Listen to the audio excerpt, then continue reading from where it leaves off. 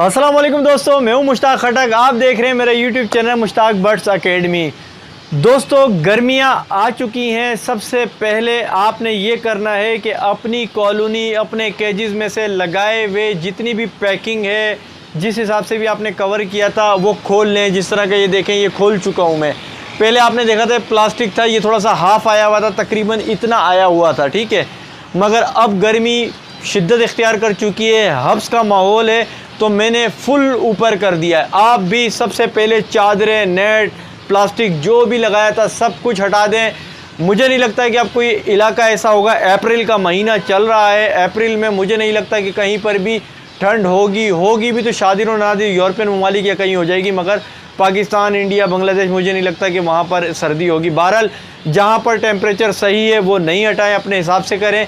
जहाँ पर गर्मी शिद्दत इख्तियार कर चुकी है वो सबसे पहले हटा दें। उसकी वजह ये है, आपकी मटकियों में जितने भी अंडे हैं ख़राब हो जाएंगे, बच्चे हैं मर जाएंगे, आपकी ब्रीड का सत्यानाश हो जाएगा। जिस चीज़ का आप इंतज़ार कर रहे हैं कि अच्छा रिज़ल्ट आएगा, सब बर्बाद हो जाएगा, क्योंकि हब्स से जो है अंडे अंदर ही अंदर ख़राब हो जाएंगे। फिर आएगा डेथ इन शेल वाला मसला आपके पास आएगा। फिर मसला ये आएगा कि यार मटकियों से बच्चे मार रहे हैं, परिंदे मार के फेंक रहे हैं। आपको लगेगा कि परिंदे मार के फेंक रहे हैं, मगर असल वजह ये होगी वो गर्मी से हब्स से ही मर चुके होंगे, उनकी डेथ बॉडियाँ बाहर आ रही होंगी, ठीक है, परिंदों की।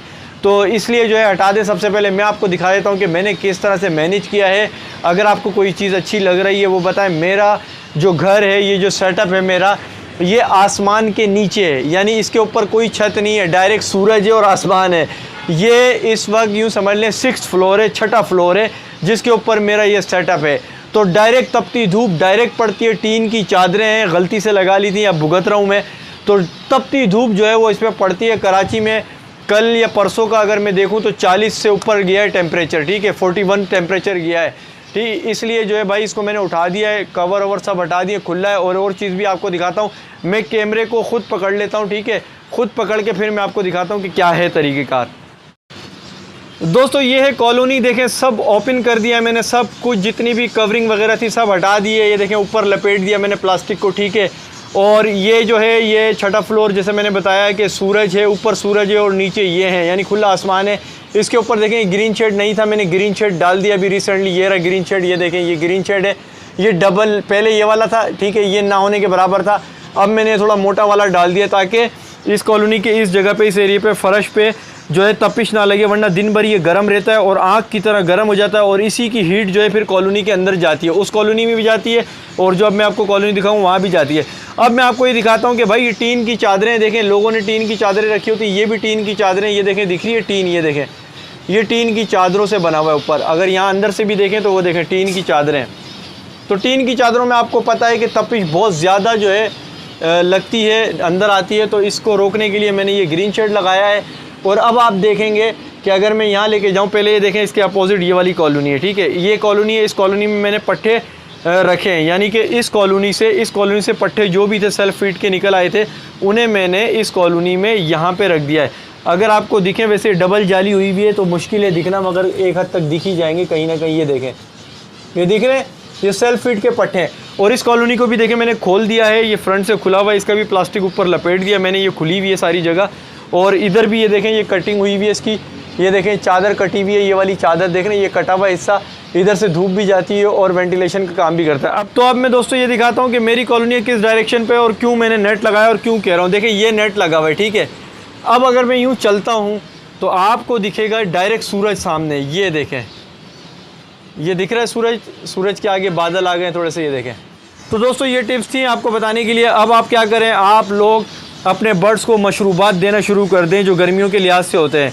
यानी कि मैं अपने बर्ड्स को क्या देता हूँ, मैं अपने बर्ड्स को इस मौसम में, जब हीट स्ट्रोक का मौसम होता है, गर्मी शिद्दत इख्तियार कर जाती है, तो मैं नींबू पानी बना के देता हूँ इन्हें, ORS का पानी बना के देता हूँ, ताकि परिंदे डिहाइड्रेट ना हो सकें और इम्यून सिस्टम इनका मजबूत हो जाए।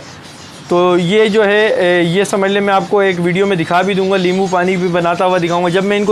जब भी मैं इनको दूंगा और मुझे याद आया, कोशिश करूंगा याद ही रहे, तो मैं आपको उसके साथ साथ दिखाऊंगा भी कि किस तरह से बनाते हैं और किस तरह से इन्हें प्रोवाइड करते हैं। तो भाई ये ज़रूर ख्याल रखें, इन चीज़ का ख्याल नहीं रखा तो आपके कॉलोनी में या केजेस में जो नेस्ट बॉक्स लगे हुए हैं या मटकियाँ लगी हैं उसमें जो अंडे मौजूद हैं वो ख़राब हो जाएंगे।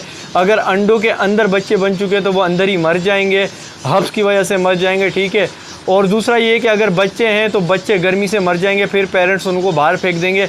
आपको लगेगा कि पेरेंट्स ख़राब है, ये पेयर ख़राब है, मगर असल वजह गर्मी होगी। तो गर्मी से अपने पेयर को बचाएं भाई, जल्दी बचाएं। अप्रैल का महीना है और शिद्दत इख्तियार कर चुकी है गर्मी। कल परसों तो इस तरह की गर्मी थी जैसे जून जुलाई का माहौल हो, जून जुलाई के मौसम की तरह गर्मी ने शिद्दत इख्तियार करी। 40 से ऊपर टेम्परेचर चला गया था, आई थिंक 41 42 था। तो भाइयों इसलिए मैंने ये हिफाजती इंतज़ाम कर लिए। आप भी जल्दी जल्दी करें, ऐसा ना हो कि आपके सर पर मौसम आ जाए ख़राब और फिर आप परेशान हो।